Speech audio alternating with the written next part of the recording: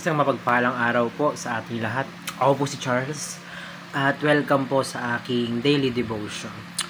Sa araw na ito ating itutuloy ang The Trinity, ang series. Itong series na ito, The Trinity and the Prayer. So, ating tatalakayin ang Ephesians chapter 2, verse 18. Ang sabi rito, For through Him, we both have access in one spirit to the Father. So, sapagkat sa pamamagitan niya, kapwa tayong makakalapit sa isang spirito patungo sa Ama. So, yung sinasabi rito, sa pamamagitan ni Kristo, ni Yesu Kristo. So, unang teaching, sabi rito, people lost their access to God the Father. So, simula nung nagkasala ang mga tao, simula nung nahulog sa kasalanan, si Eva at Adan, napahiwalay na tayo sa Diyos.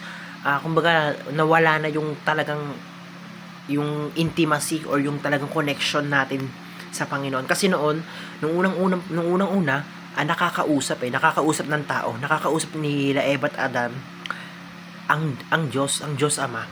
So, nakakausap na ng harapan or baka maybe nagkakatawang tao ang Panginoon, ganon, or nakikita nila ang Panginoon. And simula nung nagkasala sila, simula nung nahulog sila sa kasalanan, nawala na yon.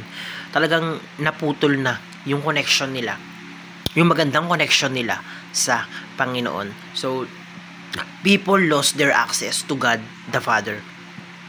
So, ito yung leads us, ito yung magli-lead us sa point number 2. Sabi naman sa point number 2, people can only access God through Christ. So, ang Panginoon, ang Diyos Ama, isinugo niya si Yesu Kristo. Pinadala niya sa lupa si Yesu Kristo, and in order na makalapit tayo, dahil yun nga, nawalan na tayo ng access sa Diyos Ama, nawalan na tayo ng contact sa Diyos Ama natin, ang tanging paraan lang para makalapit tayo sa Kanya ay sa pamamagitan ni Yesu Kristo. So kaya nga kapag nananalangin tayo, laging sinasabi na sa pangalan ni Jesus, sa matamis na pangalan ni Jesus, Amen. So makakapunta lang tayo sa Panginoon sa pamamagitan ni Yesu Kristo. May sinasabi rin si Kristo na walang makaparoroon sa Ama nang hindi lumalapit sa akin. So, si Kristo, siya yung nagsilbing mediator, siya yung nagsilbing tagapamagitan natin para kay Kristo, para kay Diyos Ama. So, ayun, sa ikatlong teaching, ang sabi rito, people must be led by the Spirit in prayer. So, dapat kapag tayong nananalangin, ang mamuno sa atin or ang mag-lead sa atin ang Espiritu Santo. So, dapat kapag nananalangin tayo, ang isip natin ay may pananampalataya sa Espiritu Santo na siya yung gagalaw para makarating yung panalangin natin kay Yesu Kristo. Tapos si Yesu Kristo naman, idudulong na yon sa Diyos Ama. So, kapag tayo nananalangin, dapat hayaan natin na mangibabaw yung Espiritu Santo sa ating mga sarili, sa ating mga panalangin. So, sa application, paano gaman natin ito maya-apply sa ating mga buhay? So, sabi rito, pray to the Father. Manalangin tayo sa Diyos Ama. Manalangin tayo sa Ama, sa isang Ama. So, ang pag tayo nagdadasal, kapag tayo ay humihiling tayo sa Ama.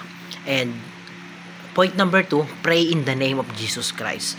So, manalangin tayo sa pangalan ni Jesus. So, kaya dapat lagi natin binabanggit every time na nananalangin tayo na sa pangalan ni Jesus. Amen. So, yun nga, dahil nga si Jesus lang Si Jesus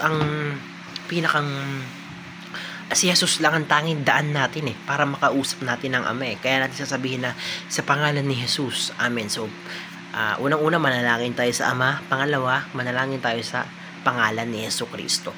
So, sa ikatlong application, ang sabi rito, pray in the Spirit. So, manalangin tayo sa Espiritu Santo. Manalangin tayo sa paggalaw ng Espiritu Santo.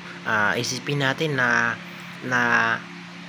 kumbaga magtiwala tayo na kapag tayo nananalangin, gagalaw ang Espiritu Santo sa atin, sa ating mga puso. Siya yung hihipo sa ating mga puso na habang tayo ay nananalangin.